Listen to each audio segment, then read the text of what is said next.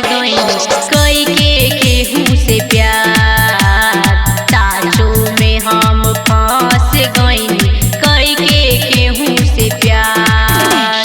आवेल नहीं निंदिया मन होखेला बेकरार। साचो में हम फंस गईनी कई के केहू से प्यार। साचो में हम फंस गईनी कई के केहू से प्यार।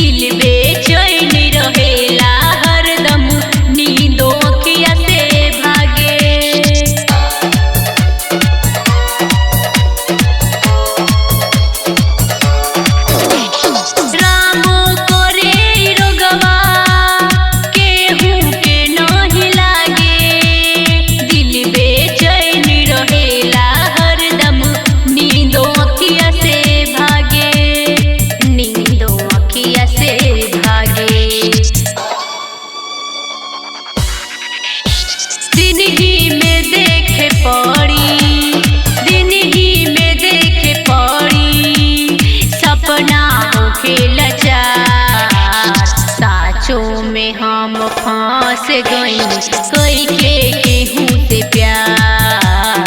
साचो में हम फंस गईनी कई के केहू से प्यार।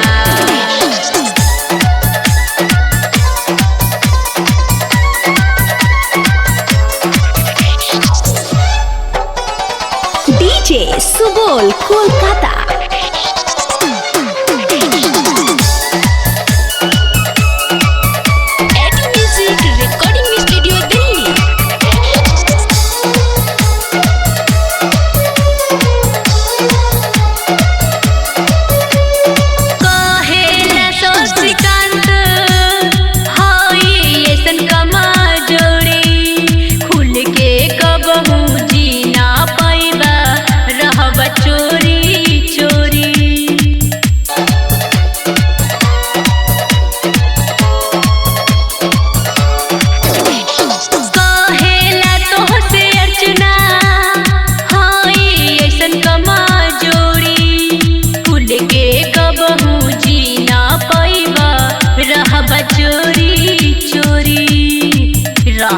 चोरी चोरी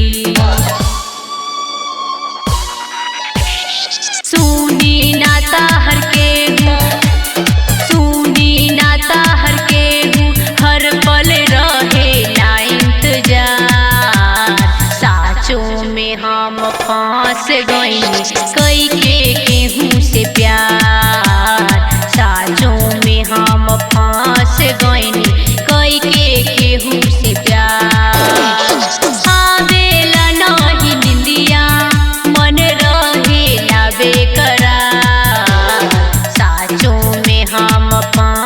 गईनी कई के केहू से प्यार। साचो में हम फंस गईनी कई के केहू से प्यार।